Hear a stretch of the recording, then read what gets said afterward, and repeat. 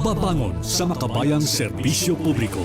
Ugnayan ng Radyo Pilipinas World Service sa iba't ibang embahada ng Pilipinas upang maghatid ng impormasyon at kaalaman sa mga kalagayan ng ating mga kapwa Pinoy na naninirahan at nagtatrabaho sa iba't ibang panig ng mundo. Babangon sa makabayang serbisyo publiko para sa isang makabayang serbisyo publiko para sa overseas Filipino workers. Babangon sa makabayang serbisyo publiko kasama si Ray Sampang dito sa Radyo Pilipinas World Service. Magandang araw muli sa ating mga tagapakinig at taga-subaybay dito sa Radyo Pilipinas World Service. Narito na naman tayo para sa isa na namang edisyon ng ating programang Babangon sa Makabayang Serbisyo Publiko, kung saan atin pong iniugnay ang ating mga Philippine Foreign Service Post, mapa-embahada man yan o konsulado sa ating mga kababayan all over the world. Sa ngalan po ng ating kasamang si Ray Sampang, ako po muna ang inyong makakasama, Steph Vicente, para sa mahigit 30 minuto na diskusyon patungkol nga po, bukod dun sa serbisyo na ibinibigay ng ating Philippine Foreign Service Post, ay atin pong pinag-uusapan dito sa programa ang diplomatic relations between the Philippines at ng host country, at syempre ang kalagayan po ng ating Filipino community o diaspora doon po mismo sa bansa na atin pong itatampok ngayon.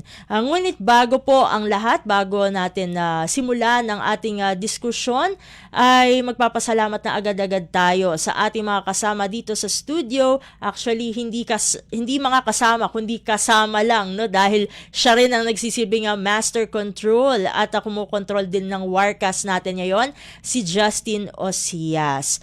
At dahil nabanggit ko nga po yung Warcast, ay tayo po ay napapanood sa pamagitan po ng ating Facebook page at YouTube channel. Hanapin nyo lamang po ang Radyo Pilipinas World Service. At bukod dito, syempre maraming salamat sa ating Evox PBS receiver app, dahil tayo po ay napapakinggan via audio live streaming para dun sa mga on the go pero meron silang internet at meron din silang smartphone para mai-access tayo, diba? At paano nga ba mada-download itong Evox PBS receiver app? Syempre, punta lamang po sa Google Play Store para sa mga gumagamit ng Android phones, at sa App Store naman para dun sa mga gumagamit naman ng iPhone. Hanapin nyo lamang po, pagkatapos nyo pong ma-install at mabuksan nyo po ang naturang mobile application, hanapin nyo lamang po ang logo o icon ng Radyo Pilipinas World Service upang agad-agad ay mapakinggan nyo po ang programang Babangon sa Makabayang Serbisyo Publiko. At syempre, hindi natin pwedeng kalimutan din ang ating shortwave radio. Ang Babangon sa Makabayang Serbisyo Publiko ay bahagi po ng Filipino service ng ating himpilang Radyo Pilipinas World Service na napapakinggan po sa ating shortwave radio. Yan po ay posible sa pagtutulungan po ng ating mother agency, ang Presidential Broadcast Service, Bureau of Broadcast Services o PBS-BBS, at ng United States Agency for Global Media o USAGM, na ang ating mga transmitters po ay nasa Tinang, Tarlac. So shout out din po dun sa ating mga kasama sa Tinang, na kung hindi po dahil sa inyo ay hindi po magiging posible na mapalawak pa ang ating reach sa pamagitan nga po ng ating shortwave radio. At para sa edisyong ito ng ating programa para sa araw na ito, ay tayo ay muling dadako sa South America, dahil ang ating itatampok na bansa sa ngayon ay ang bansang Colombia. At kaugnay nito ay ating makakasama, bali dalawa po ang ating resource person para sa araw na ito. Pero unahin muna natin ang ating embahada dyan sa Colombia sa pangunguna po ng ating Philippine Ambassador to Colombia, walang iba kundi si His Excellency Adrian Bernie Candolada. Ambassador Candolada, welcome po sa Babangon sa Makabayang Serbisyo Publiko. Si Steph Vicente po ulit ito ng Radyo Pilipinas World Service. Magandang umaga, Steph. Magandang umaga sa lahat ng tagapakinig. Magandang umaga kay Klein din. Maraming salamat sa opportunity na makibahagi sa inyong programa, ang babangon sa makabayang serbisyong publiko.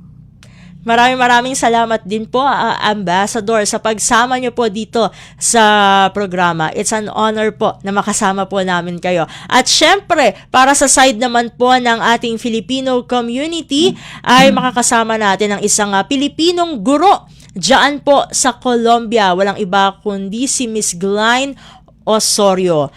Miss Glyne, welcome po sa programang Babangon sa Makabayang Serbisyo Publiko. Hi, good evening. Good evening to you, Miss Staff, and good evening to everyone watching this live cast of Radio Pilipinas. Maraming salamat, Miss Glyne, sa pagsama niyo po, no? At very excited kami kasi syempre ay unang beses po, no, na maitatampok dito sa programa ang bansang Colombia. Babalikan ko, no, si Ambassador Candolada dahil ang una po naming katanungan ay paano niyo po mailalarawan ang relasyon o ang diplomatic relations sa pagitan po ng Pilipinas at Colombia. Maraming salamat ulit, Steph. Malalim yung relasyon ng Pilipinas at Colombia, no? In fact, yung ating diplomatic relasyon ay magiging aabot na ng 80 years ngayong taon. So we will be celebrating or we are commemorating the 80th anniversary this year ng ating diplomatic relations sa Colombia. Kahit na 80 years na tayo, bago lang po yung ating embahada dito sa Colombia. A little over a year lang po natin na open yung ating embahada. Samantalang ang Colombia naman, nag-open ng kanilang embahada sa Pilipinas, sa Manila particularly, noong 2017. Medyo nahuli po tayo. But nag-decide yung ating gobyerno sa leadership ni President Bongbong Marcos na magbukas tayo ng embahada dito sa Colombia na sakop under sa ating jurisdiction yung Ecuador at saka Venezuela. So sa experience na yan, 80 years, malalim yung ating pinagsamahan, ngunit marami pa ring potential for improvement yung ating relasyon, ng relasyon ng dalawang bansa. Ambassador, nabanggit niyo po na kumbaga a little over a year pa lamang po, no, itong embassy natin diyan sa Colombia. Before po, no, ano pong embahada ang nakasasakop po ng bansang Colombia before po na maitatag ang embassy? Magandang katanungan yan. Before tayo nagsimula or nag-set up ng ating embahada dito, ang Colombia ay nasa jurisdiction ng ating embahada sa Brazil. Mga 3 or 4 hours na flying time from Colombia, itong bansa ng Brazil. So, jurisdiction ang Colombia ng embahada ng Pilipinas nasa Brazil. Prior to Brazil, meron tayong embahada sa Caracas, Venezuela, nasakop din itong Colombia noon. So dahil nga medyo nag-decide yung ating gobyerno, previous administration na isara yung Caracas, nag-decide na ang gobyerno ng Pilipinas nang magbukas dito sa Colombia na sakop yung bansa ng Ecuador at saka Venezuela. Sa maraming dahilan, una, because it is a reciprocal gesture on the part of the Philippine government na magbukas ng diplomatic mission kasi nauna na yung Bogota or ang Colombian government sa Manila. Pangalawa, wala tayong presence sa northern part ng South America. No? Lagi na lang sakop ng embahada natin either Caracas noon or sa Brazil, ang Colombia. Kaya medyo nahirapan yung ating ilang Pinoy na maki-avail ng mga serbisyo ng ating gobyerno. In fact, yung Ecuador noon ay under sa ating embahada sa Santiago, Chile. Medyo malayo din, no? So, eventually, there was a decision na why don't we set up our own mission in Caracas, in Bogota, to cover also the rest of the two other countries like Ecuador and Venezuela. So marami din pala pong pinagdaanan po, no, ang Maraming ating embassy dyan sa Colombia bago po talaga maitatag dyan. So narinig niyo po mula kay Ambassador Candolada na noon ay ang Colombia ay sakop ng dating embassy natin sa Caracas, Venezuela, pero nagsara ito, and then naging under the consular jurisdiction din ng ating Philippine Embassy sa Brazil. And eto na nga, meron na tayong embassy dyan sa Colombia na magki-cater ng services, hindi lamang, no, sa Colombia mismo, kundi sa Venezuela din at sa Ecuador. Ayun. So, Ambassador, kanina ay napag-usapan natin. Sabi nyo nga po, 80 years na ang diplomatic relations overall ng Pilipinas at ng Colombia. Saan-saan pong mga fields o sektor po, no? Although, syempre, sabi nyo nga po, a little over a year pa lamang po na-establish yung mismong embassy sa Colombia, pero siguro sakop na rin ito yung mga previous relations dun sa mga embassies na noon ay may hawak sa Colombia. So, ano po yung mga fields na may cooperation po tayo with Colombia? Meron tayong cooperation with Colombia unang-una dun sa ating cultural relations. Ang nag-drive nito ay ating common Hispanic heritage. Kasi dating colony din yung Colombia, as well as of course Ecuador and Venezuela ng Spanish government, no? So meron tayong agreement dyan, at saka meron tayo ring binubuong mga agreements pa sa tourism and most likely sa disaster risk reduction and management. And although also pending ngayon yung isang agreement para sa waiver ng visa requirements pagpasok ng Colombia. So those are especially for holders of diplomatic at saka official passports para mas mabilis mapabilis natin yung movement ng mga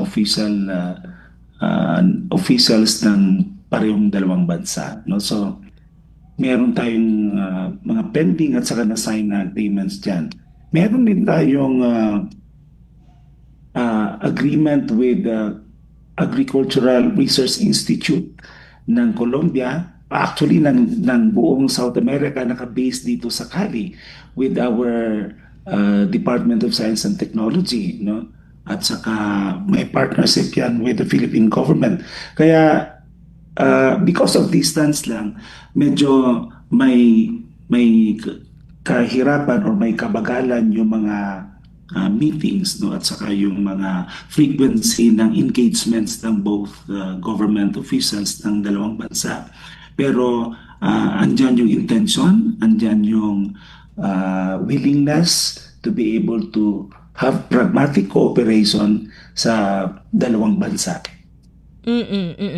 Kanina nga po nabanggit nyo yung sa culture. So medyo isa-isahin lang po natin itong mga sectors na to para lang din po, no, sa kaalaman ng ating mga tagapakinig. Kanina nabanggit nyo nga po yung cultural cooperation between the Philippines and Colombia. Although syempre may mga common denominator tayo, like nga yung pagiging territory noon ng Spain, ay ano po yung mga kasalukuyang programa po, no, na inilulunsad ng ating Philippine Embassy dyan sa Colombia upang mas lalo pang mapalaganap po, no, ma-share kung hindi man po sa mga Filipino nationals dyan, ay maging sa mga taga-Colombia mismo ay mapalaganap ang ating Filipino culture? Well, no. Simula pa lang last year yung nagkaroon tayo ng yung bago natin na establish yung ating mission sa tulong ng ating Department of Foreign Affairs, nakagawa kagad tayo ng naka-introduce tayo ng Philippine cultural presentation. Simultaneous yan sa pag-hold natin ng Independence Day celebration natin. No? So we were able to bring a cultural group, a dance group from outside Colombia to be able to perform sa ating National Day celebration. That was June of 2025, no? Because of our efforts natin mapalaganap, ma-introduce yung kultura ng Pilipinas, ng ating bayan. In November or so of last year, nag-invite rin tayo ng isang singing group to perform before the diplomatic community and our friends, Colombian friends, to witness and to listen, to watch our choral group perform Filipino music, traditional at folk dances, which was well appreciated ng ating mga Colombian friends, including members ng diplomatic corps. So yun, hopefully, with the support ng ating gobyerno at saka ng ating Department of Foreign Affairs, we can stage more cultural events para ma-appreciate tayo ng Colombian government. Of course, we recognize yung challenges ngayon. Medyo mahirap talaga kumuha ng performers magagaling sa Manila. It's a long, long flight from Manila to Colombia. Alam natin yung challenges yan. Pero there are ways na makakakuha tayo ng mga performers at saka mapalaganap natin yung Philippine culture when it comes to performing arts. The other na pinag-uusapan namin is to be able to establish in the short term yung Philippine Studies Program, which is an initiative also of the DFA in partnership with the Senate. Kung may pasok natin yan ang isang partner university sa Bogota, for example, Colombia, para mapalaganap yung kultura at sa ma-studyhan natin yung Philippine culture based sa mga university. That means, yung target natin would be mga university students. No? So it can be an exchange program, it can be a language studies, depende kung ano mapag-usapan. We are talking now with one university here in Bogota para at least ma-finalize natin yung agreement and hopefully get funding support also from the Philippine Congress para sa programa na yan. And the other one, because this is an 80th anniversary ng ating diplomatic relations, we are talking with the head of the Diplomatic Academy of the Ministry of Foreign Relations or Foreign Affairs ng Colombia para at least bigyan natin ng tamang tribute yung 80 years natin na diplomatic relations. So we have agreed na meron tayong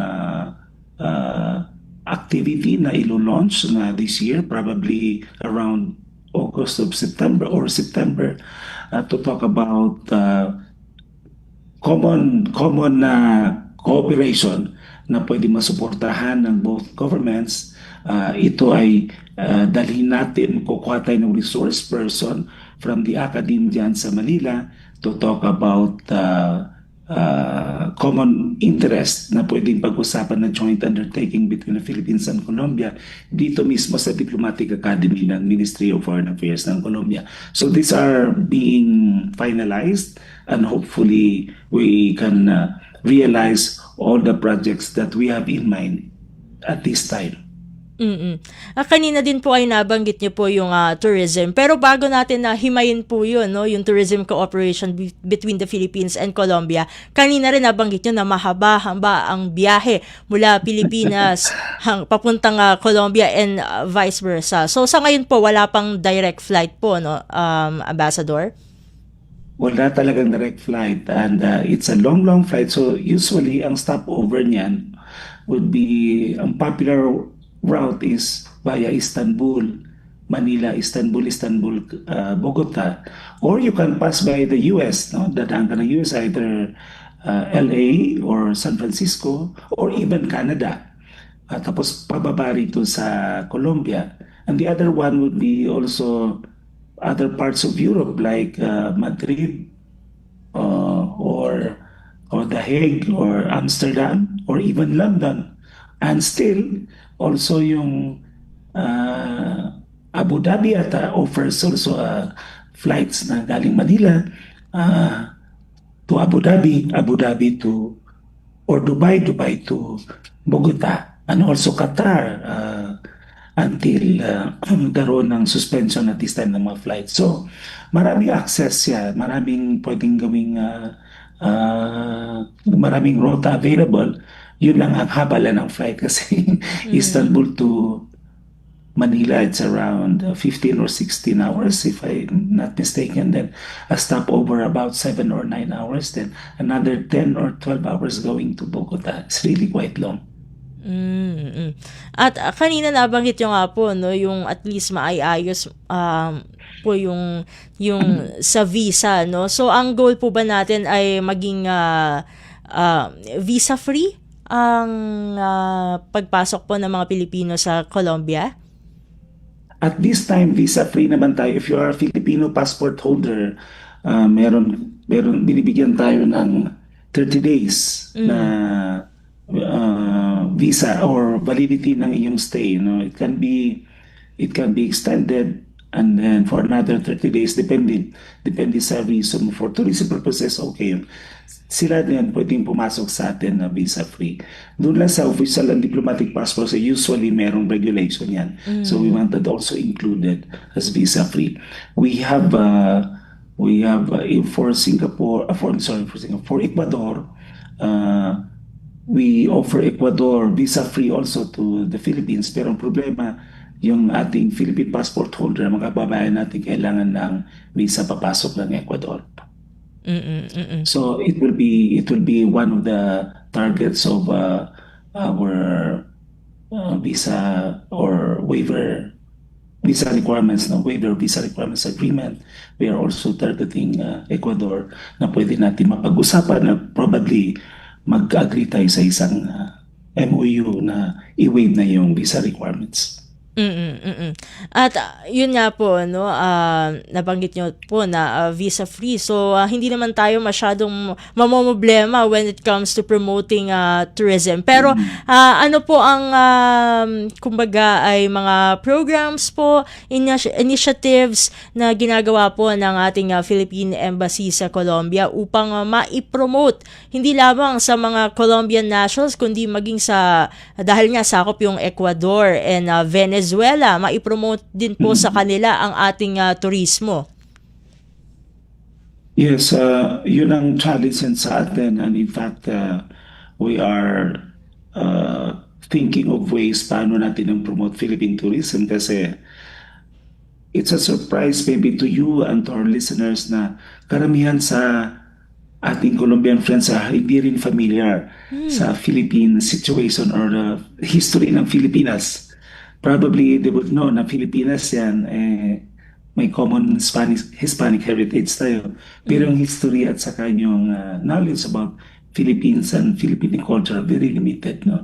So, yun ang natin pamamaraan to be able to ensure that we promote yung Philippine culture through the arts, through lecture series, and to proceed to different schools to talk about the Philippines and its people, our shared heritage, para makilala tayo ng gusto. Of course, yung airline medyo sa tourism purposes, yung flights going to Manila and coming back to Colombia, medyo challenging dahil sa decision ng ating mga private carriers, yung mga airlines na decision yan. Pero it's always in our plan how to promote the easiest way to be able to reach the Philippines and also Colombia. Remember, there are bloggers na mga Colombian na who are excited to visit the Philippines, especially yung ating tourist spots sa karagatan, diving spots, beaches, yan. Biodiversity, yun ang very attractive sa kanila. And they have also that, also in Colombia, but mainly mga diving enthusiasts are interested to visit the Philippines. And of course, part tayo ng kanilang tourism destination that would include the rest of Southeast Asia like Thailand, Malaysia, Indonesia, even Vietnam. No? Pero known tayo for our beauty ng ating tubig at sa beaches as a nation. So we're trying our best to be able to, we're talking also with our Department of Tourism on how we can promote this. And we have been given by the DOT some promotional materials when it comes to promoting our beaches, our diving spots, the diversity and the variety ng ating Philippine tourist attractions.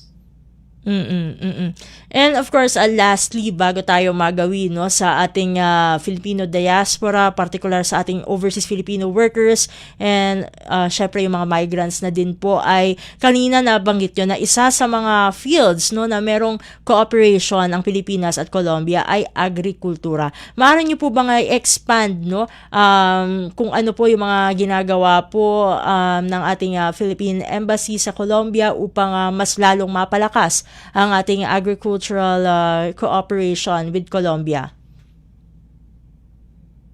As far as I know, there is a cooperation agreement with the UST, also on the International Center for Tropical Agriculture. Itong CIAT or yung short CIAT na to, specialized to sa research on different types of seeds, ano? Sila yung nag-experiment for the purpose na ma-perpetuate ito at saka at least may knowledge shared to other countries. Kasama yung DOST dyan sa kanilang programa shared.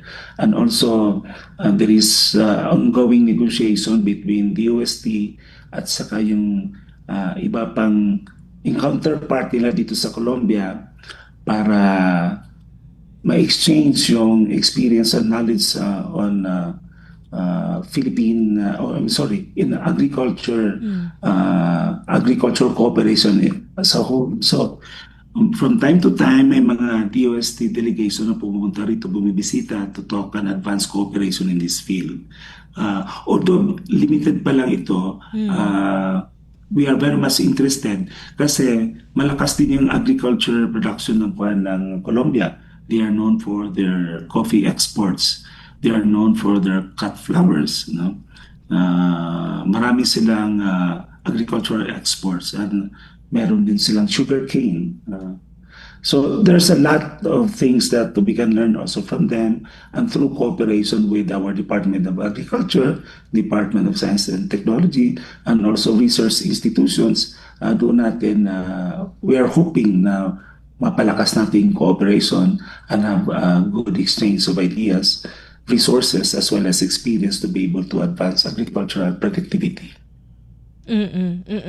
Pero meron na po bang aside from the seeds po, no, which is part of kumbaga research po 'yan, ay meron po bang kumbaga mga exchange po ng agricultural products between the Philippines and Colombia? Meron po bang ganon, or same lang din po halos yung products na i-offer natin dun sa mga nandun na sa Colombia? Yes, we are actually technically in many respects competitor din natin sila.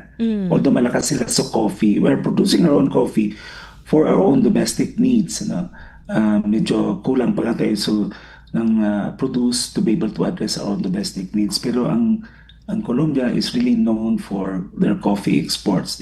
Malakas yung market nila they were able to penetrate the US and even European markets. And they also export their coffee to some Asian countries, so ganun kalakas. And in fact, they are also exporting bananas. They're exporting cut flowers.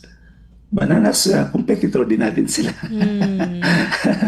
So, but of course, while being competitors, kailangan natin to cooperate, halimbawa in dealing with different problems na affecting our banana industry. We can share some experience dyan, or even sa sugar cane, on how to grow coffee because they have maganda yung kanilang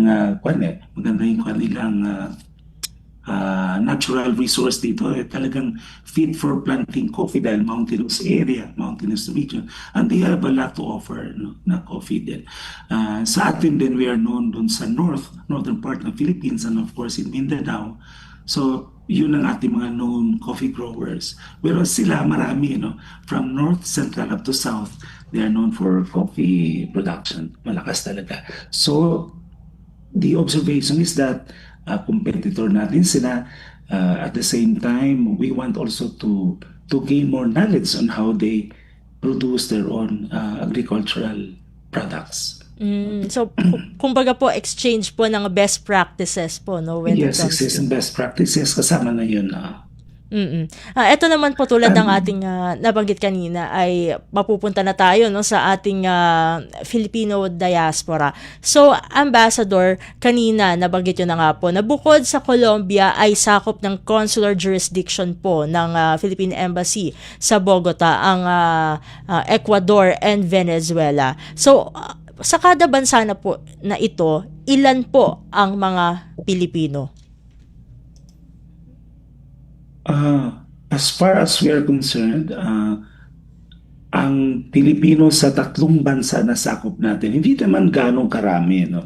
If you compare it with our diaspora, for example, sa Middle East or sa US or even sa other countries in the Asia Pacific or even Europe, sa Colombia alone, ang estimate na pagdating namin nito more or less around 120 all over the country. Pero ang na-register pala namin so far, konti pa lang. Malagay mo almost 45% pa lang or 40. So every time we call for a meeting, kung gusto namin i-meet yung ating mga kababayan, konti na yung talagang matipo namin na mga Filipinos dito sa Colombia.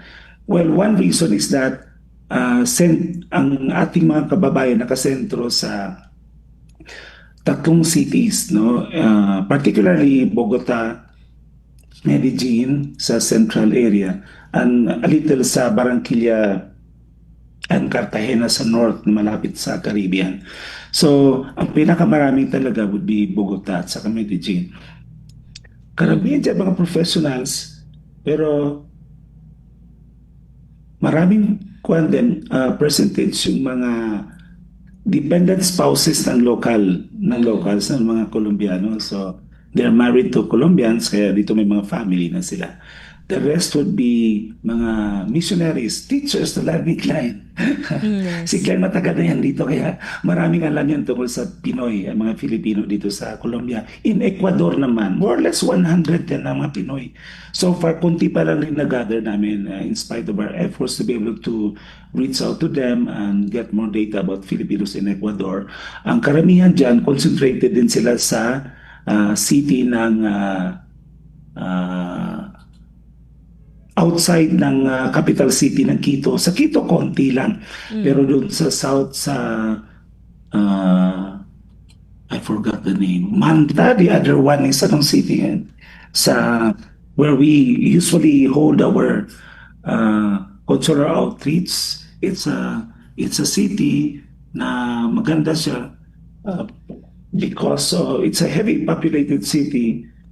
Pero andun ang maraming Pinay na many of them are married to expats, mga retired expats. So, some of the retired also na Pinoy na sa medical profession in the US decided also to settle in Ecuador.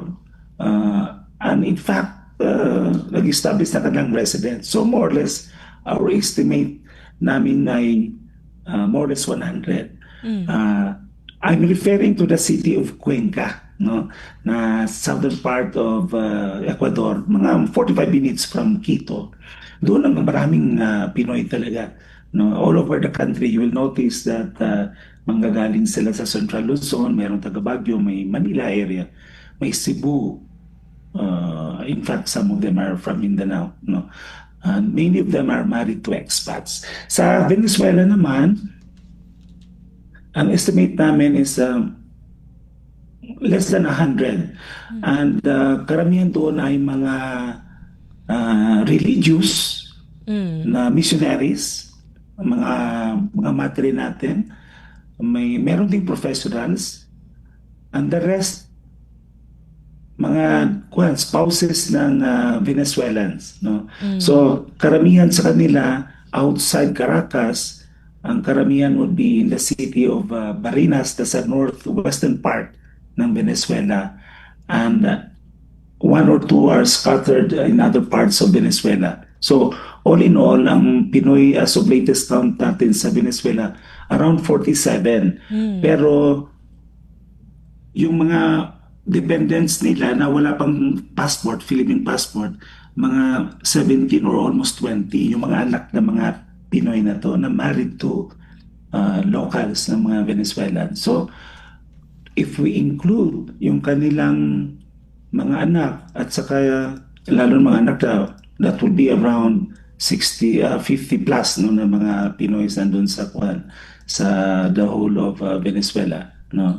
Excluding of course their Venezuelan husbands. So ito yung profile ng mga Pinoy natin so far sa tatlong bansa na to. Nabanggit nyo na po yung mga professions na kumbaga kung saan po nagta-thrive ang ating mga kababayan dun sa tatlong bansa na yun, kahit kukonti lang sila, no? Pero base po dun sa mga feedback, no, na inyong natatanggap, kumusta po yung impression po, no, ng mga locals sa ating mga kababayan pagdating sa kanilang work ethics? Generally, we receive naman magandang feedback sa mga locals because many of our pioneering Pinoys dito, mga religious missionaries, so doon yung stereotype nila pag Pilipino, parian or madre. Kasi dito sa Colombia, meron din tayong mga religious na priests, na mga missionaries assigned to different departments or provinces, no? Yung mga naman, yung mga professionals naman magaganda yung feedback na kuha natin. But remember, in Colombia, merong malaking component ng mga Pinoy, particularly in Medellin, na mga mga digital nomads tawag natin. They stay in Colombia, Medellin, for a long period of time, like 6 months or up to 8 months. Pero actually, based sila sa US. They come to work as digital nomads, and then after a while, they go back to the US. So yun ang kanilang trabaho. Ang iba naman, lalo na sa northern part of Colombia, kilalang-kilala yung ating mga Pinoy doon kasi siya yung tumutulong ng mga seafarers natin. Marami tayong seafarers na dumadaan na kasi Caribbean itong bansa na to Sa Venezuela, mga 4 na port cities yan kasama sa mga cruise, Caribbean cruise, mga stopovers. Sa Barranquilla naman sa industrial city, maraming pumapasok na sasakyan dyan up to Cartagena, which is a port city. So maraming Pinoy, they come and go. Pero may mga contact sila dyan na dating marinero or di kaya dating pari na nag-aasawa ng local. Sila yung tumutulong when Filipino seafarers, mayroon silang anong tawag dyan, yung pwede silang bumaba, shore leave, ilang oras or overnight.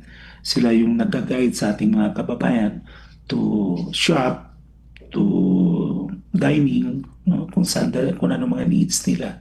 So, yun ang actually ang ating concern din na matutulungan in case na merong problema yung ating Pinoy seafarers kasi maraming port cities dito sa Colombia, lalo na sa Caribbean side, also Venezuela, as well as of course Ecuador, meron din yan. In Manta, Ecuador, which is a port city din sa Manta na yun. Meron tayong mga Filipino nagtatrabaho sa fishing vessels. Matagal na rin sila, more than 10 years na iba, may family na rin sila doon. And recruitment nila is through the members of the family o mga pinsan nila, yung kanilang nire-recruit from the Philippines to join yung mga fishing vessels na naka-base doon sa Manta. So these are the life and work of Filipinos in the 3 countries that we have jurisdiction. Ang hindi ko pala na-mention, may mga university professors tayo rito sa Colombia. may ilan din. No? Tapos yung iba na sa research institute din, sa government research body na employed sila sa dito sa Colombia. Thank you. Thank you for that, Ambassador. Ngayon, gagawin na tayo kay Miss Glyne Osorio. Miss Glyne, bago po natin, kumbaga, talakayin ang inyong buhay po, no, dyan sa Colombia, ay, ito po, lagi namin kasi itong tanong sa mga Filipino community members na dumadaan dito sa Babangon sa Makabayang Serbisyo Publiko. Miss Glyne, ano po ang, kumbaga, iniwan yung buhay sa Pilipinas bago po kayo napadpad sa Colombia?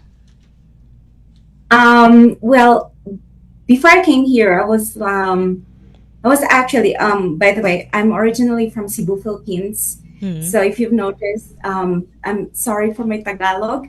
It's all right. I'm sorry. But I will try my best to speak a few Tagalog as much as I can. I am originally from Cebu, Philippines, and where I completed my Bachelor of Science in Medical Technology. I initially aspired to become a doctor. And following my graduation, I worked in a hospital for, I think that was 6 to 7 years, gaining valuable experience in the healthcare field. So later on, I decided to explore a different career path.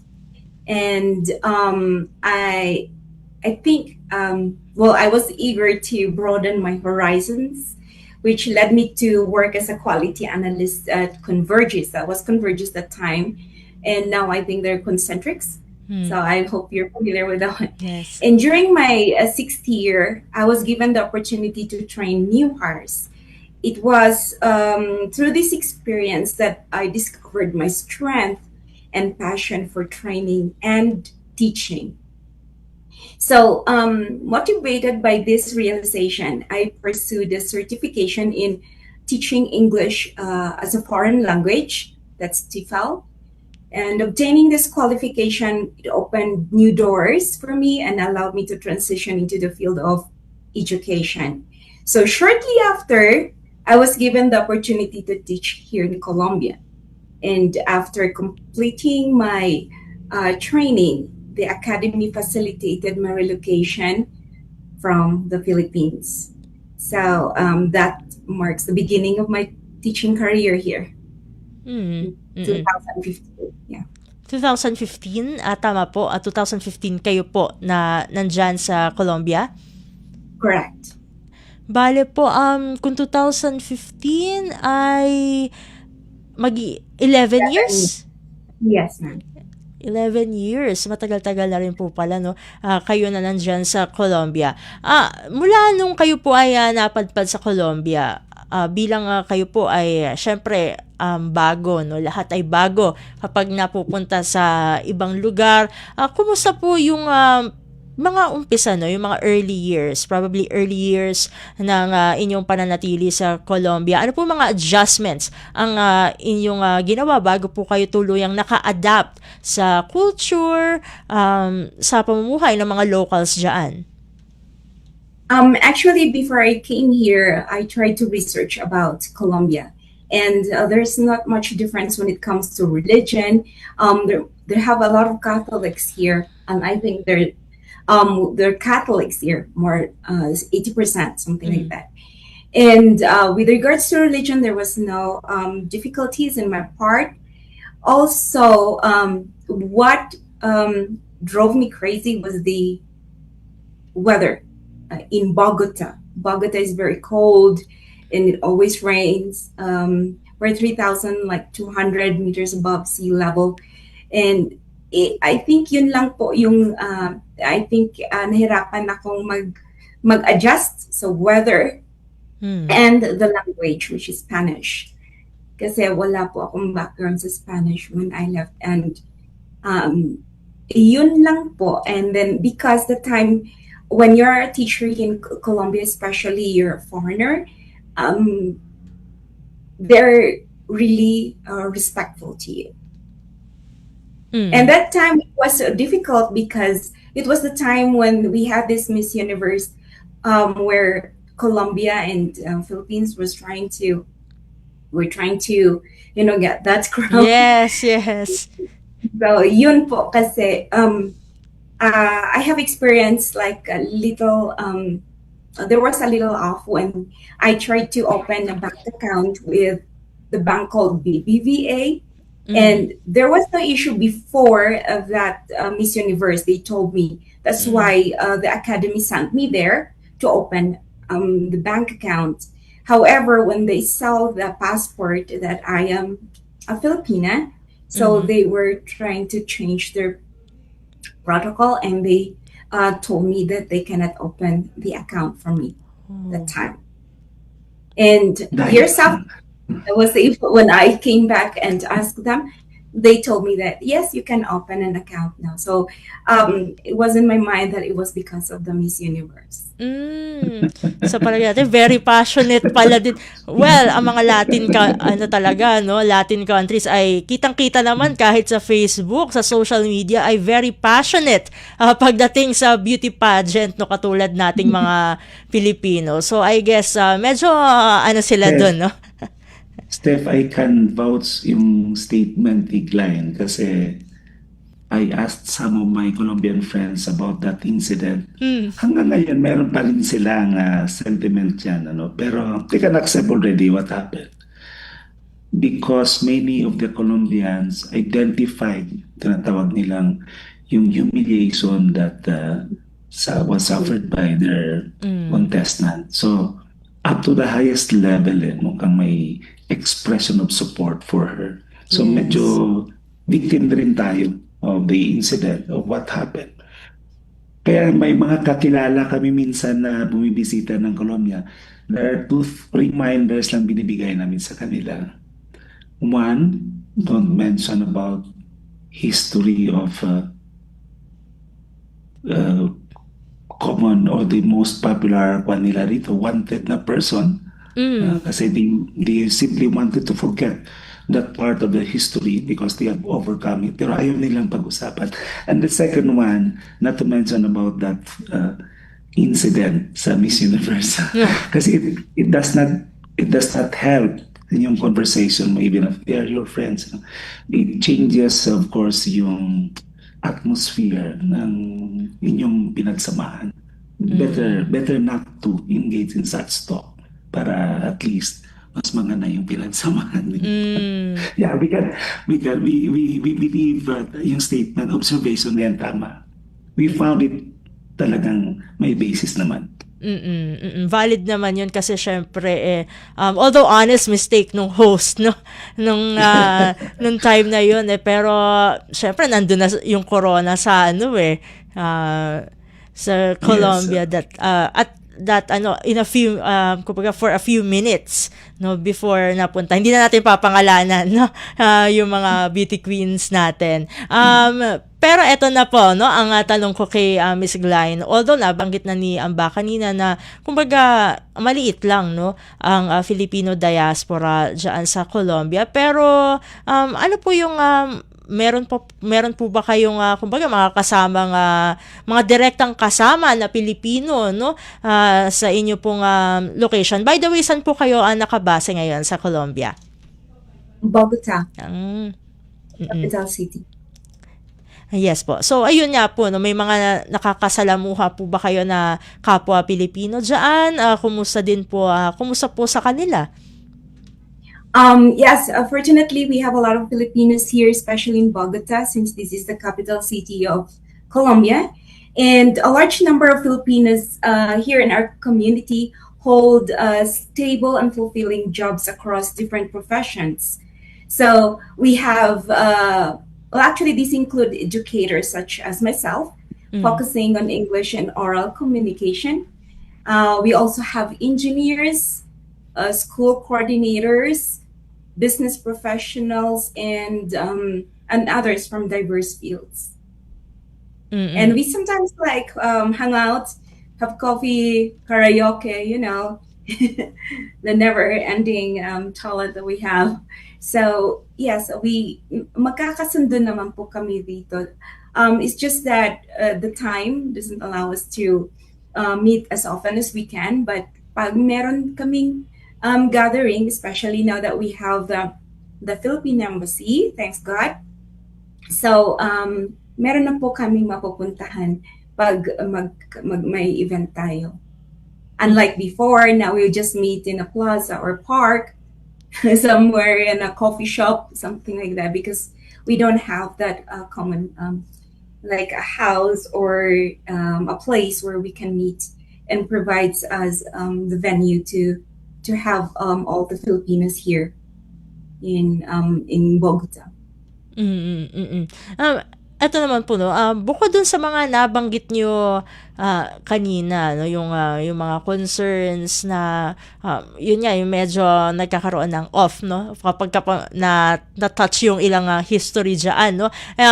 Ilan po yung, ano po yung mga iba pa pong concerns, ang karaniwan po na kumbaga ay masasabi na idinudulog niyo po o maging ng mga kakilala niyo pong Pilipino, no, na nandyan sa Bogota, sa atin pong embassy? Steph, our situation has significantly improved with the establishment of the Philippine Embassy here. But I think you were asking about before. Because before, yes, prior to the presence of the Philippine Embassy, it was really quite challenging for us here, as the nearest embassy was located in Brasilia. At ano po yung mga yung mga concerns po, kasi nabanggit nyo nga po na nung dati nga, at nabanggit din naman ni Ambassador kanina na kumbaga a little over a year pa lang po, no, yung ating embassy dyan sa Bogota. So yung mga concerns po ba na karaniwan po na-experience po, no, ng ating mga kababayan diyan sa Bogota ay yung layo po for consular services? Yes, especially the difficulties were pronounced during the pandemic. At one point, we had 3 Filipino tourists who passed away and needed to be repatriated.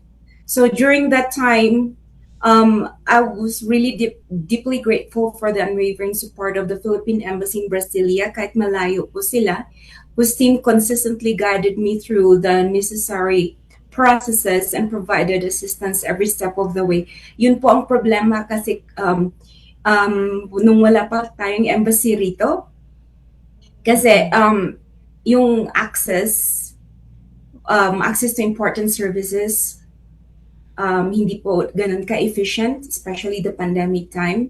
And yung consular services po, consular mission, hindi po ganun ka-bilis or ka-constant because of they had to be quarantined for how many days, and then ilan lang sila doon sa Philippine Embassy sa Brazil. So it was really very challenging as we had to go through a lengthy process and coordinate with the embassy that is based abroad. So, mahal din po pag pupunta kami doon just to renew our passports, or if we have a very important document that needs their attention. Kaya naman, it's good to know po, no, na meron, no, due to those concerns, nakita yung mga concerns na yan, at ngayon meron ng embassy na nakabase sa Colombia. Bago ako bumalik kay Ambassador, Miss Glyne, meron po bang kumbaga mga programs, although maliit nga po, no, yung Filipino diaspora, no, diyan sa Colombia, meron po ba kayong formal na Philcom organization? I don't know how you're going to define a formal organization, but it was being established before the presence of long before with the Filipinos that we had and who even left already. So, but we're still very close tied here. So, meron kaming ang nakakatuwa kasi is meron kaming 2 groups ng Filipinos na like the communication channel. Mm. So merong yung medyo matagal na dito din. And then meron na rin yung mga bago lang, like mga new tourists na nilalagay lang namin in case we have an updates or communication. So ma-aware din sila. So pag sinasabing formal talaga, wala po. Wala pa kami na-establish really na formal, but if we really say that malaki din po yung ano namin, yung population namin dun sa group chats namin, which is yun lang po yung group chats namin na mga walang formal organization, Steph, but they have a group chat where every Filipino sa Bogota or Colombia is welcome. So yung kanilang means of communication. Kasama po ang embahada din dyan. So we know exactly ano yung kanilang kalagayan, ano yung mga standing requests we can address immediately. We thank them also for being cooperative, and we sometimes nag-adjust kami sa schedule, lalo na sa pagrehistro ng pagkabotante as overseas voter para ma-accommodate yung kanilang gusto. So if they want on a weekend, we already schedule one weekend o Sabado para ma-accommodate yung request nila. And we will do so. We will again schedule on a weekend para ma-accommodate sila. Alam namin busy naman yung nagtatrabaho. Very humble po si Glenn, pero ilang Pilipino na natulungan yan when there was no embassy yet to speak of in Bogota. And alam namin na talagang si went on her way para lang makatulong. May namatay man o may naiipit na kababayan natin, siya yung maasahan na tawagan ng ating embahada from Brazil para makatulong. So anytime of the day, alam namin na tinatawagan siya to be able to extend help not only for Pinoy in Bogota but also outside Bogota. That includes Medellin, Alvin, as far as Caribbean side. So alam namin yan because bukang bibig ang pangalan niya ng mga Pinoy, lalo nang tumagal-tagal dito sa Colombia. At siya nga pala, Steph, may I just correct myself? I stand corrected pala. Caracas has never had or had never had any jurisdiction over Colombia before. It was our embassy in Caracas, in Brazil, and before that, our embassy in Santiago, Chile. So ganun kalayo. Hindi kasama pala yung Caracas. So it was Santiago, Chile, then eventually transferred to Brazil. Yun ang history niya. We want to thank again Glenn kasi marami talagang natulungan niya ng mga individual cases. Even ngayon, if we need her help, hindi yan nagsasabing no. Isang tawag lang, if you need some help, can you help? So marami. So she was able to facilitate yung ating, kasi nagtuturo dyan sa isang school, sa private school. She was able to help us organize yung isang pag-perform ng ating choir group sa loob ng church, which was welcomed by the parish priest and the school administration. And it was a Sunday, full packed, yung maraming naka-witness at saka nakapanood ng performance ng ating youth group na nag-render ng mga Filipino songs. Thank you so much. Thank you for that, Ambassador. So, ang linawin lang natin, no? Bago yung embassy sa Brazil ay sa Chile. Ayan, yes. Chile. Santiago, Chile. ang may... Okay lang po. It's all right po. And ayun nga po, no, sakto dahil babalik po ulit sa inyo, no, ang ating katanungan. So, nabanggit ni Miss Glenn yung mga concerns and of course, nabanggit nyo din po, no, yung ibang details regarding that. Pero ngayon, meron po bang, sa kasalukuyan, meron po ba tayong matatawag na Filipinos in distress na sa ngayon ay nasa pangangalaga po ng ating Philippine Embassy sa Bogota? Well, Filipino in distress, strictly speaking, hindi. But we have one Filipino na nakakulong, nakaipit yan sa kulungan dito ngayon sa Bogota because of anong tawag din, drug-related case. Pero hindi yung taga-Bogota, hindi yung nag-work dito sa Colombia. Turista lang yun sa nahuli sa airport. So that means he was here for just a few days or just a little over or a little less than a month when he was caught sa airport. Kaya nakasuhan siya na natulungan naman natin, no, with translation services at saka support from Manila, especially last December din medyo malamig. No? We are in touch with him, we are in touch with the police, we are in touch with the prison authorities to be able to address kung may mga basic needs siya. No? So he was hospitalized twice because yung problem niya, so may health problems siya. But naka-recover naman. I say he's doing fine right now inside the prison.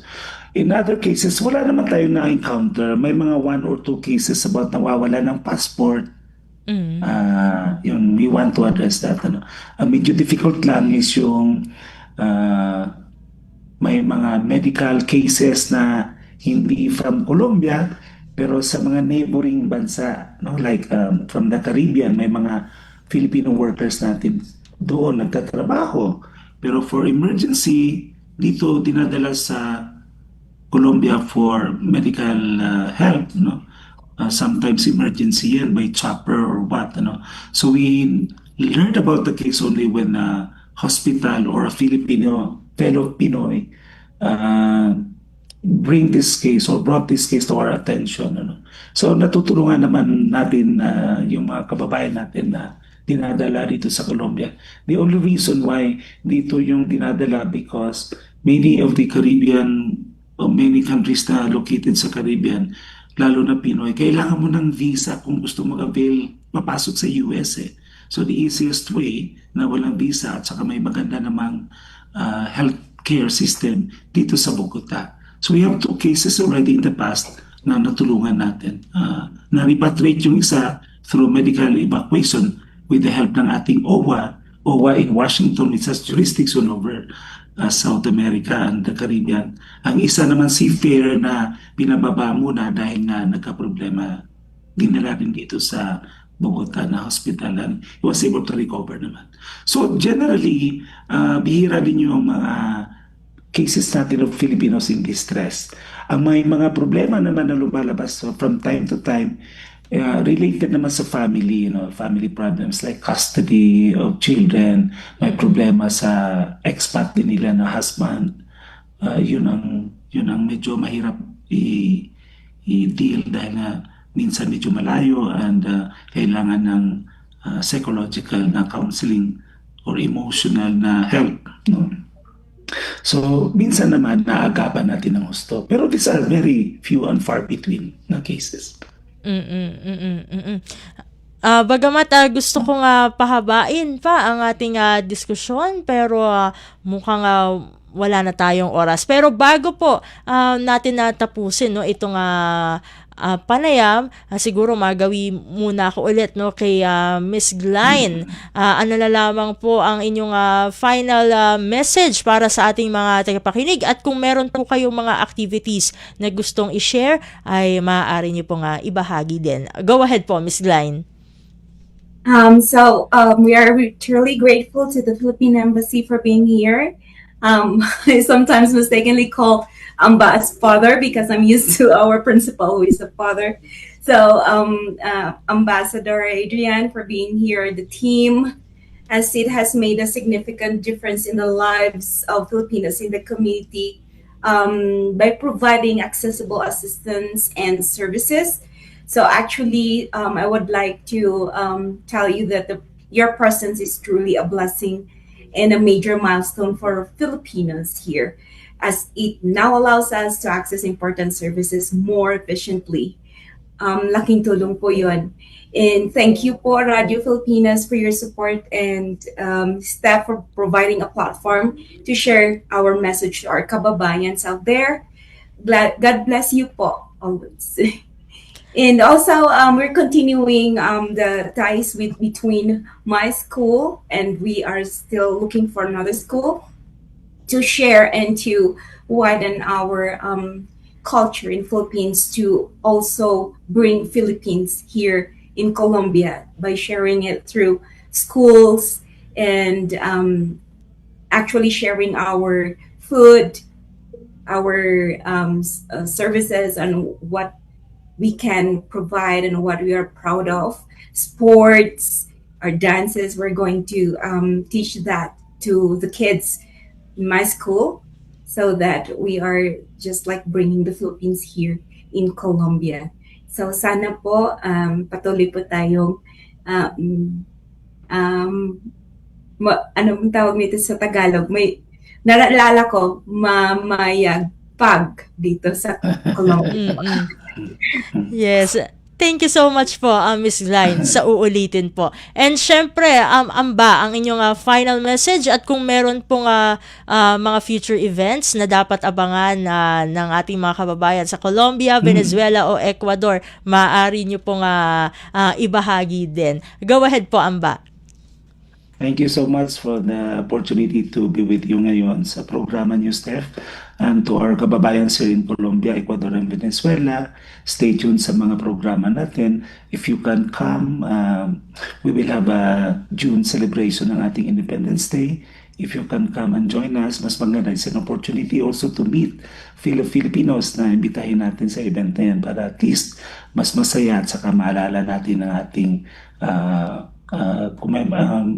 event ng National Day celebration. And also stand by sa announcement namin. We'll open again one Saturday for those who want to register. We encourage you to register as a voter, overseas voter dito sa Colombia.